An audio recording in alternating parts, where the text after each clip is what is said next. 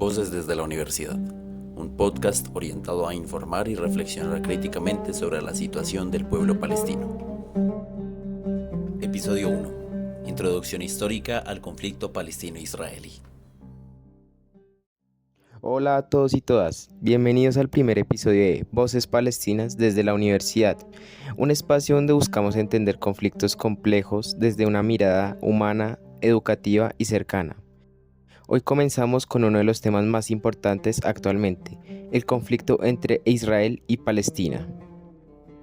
Y sí, sabemos que hay mucha desinformación, por eso queremos empezar desde el principio.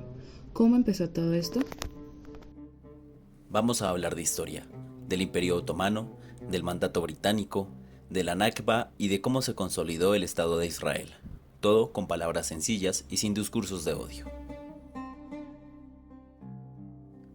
Para entender el conflicto, primero hay que saber que Palestina no siempre fue un territorio en disputa.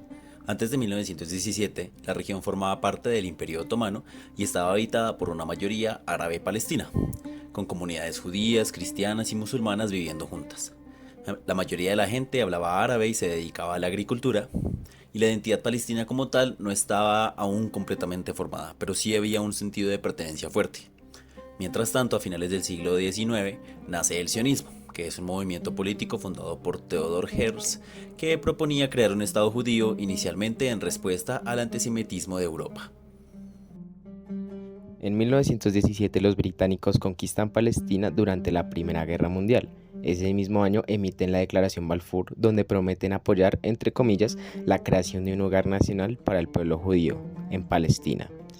Durante las siguientes décadas, miles de judíos europeos comenzaron a migrar a Palestina, especialmente huyendo del antisemitismo y más tarde del holocausto nazi. Esto genera tensión con la población árabe local, que sentía que sus tierras y derechos estaban siendo ignorados. En 1947, la ONU propone un plan para dividir a Palestina en dos estados, uno judío y otro árabe, con Jerusalén como la ciudad internacional. Los judíos aceptan el plan, pero los árabes lo rechazan, porque les daban menos tierras aunque eran la mayoría poblacional. Y aquí viene uno de los eventos más dolorosos para el pueblo palestino, la Nakba, que significa la catástrofe. En 1948, cuando se declara la independencia de Israel, estalla la guerra entre el nuevo Estado y varios países árabes.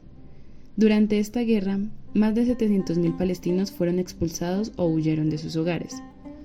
Muchos pueblos fueron destruidos y hasta hoy no se les permite regresar. Esto marcó el inicio del exilio palestino. Después de esa guerra, Israel controla más territorio del que le había asignado la ONU. Los palestinos quedaron sin estado propio, Gaza quedó bajo control egipcio y Cisjordania bajo control jordano. En 1967, durante la Guerra de los 6 días, Israel ocupa Gaza, Cisjordania y Jerusalén Este. Estos territorios aún hoy son foco del conflicto, ya que son donde los palestinos quieren construir su estado. Y desde entonces Israel ha construido asentamientos en estos territorios, algo considerado ilegal por el derecho internacional en la resolución 242 del Consejo de Seguridad de la ONU. Los palestinos viven bajo ocupación militar con restricciones diarias. Esto fue solo el comienzo, aún falta mucho por contar, como la resistencia palestina, los acuerdos de Oslo, Hamás, la situación en Gaza y las intifadas. Pero creemos que entender el origen histórico es fundamental para no repetir frases vacías o caer en desinformación. Esto no es un conflicto entre dos religiones que siempre se han odiado, como a veces se dice. Es una lucha por tierra, derechos y dignidad. Gracias por escucharnos.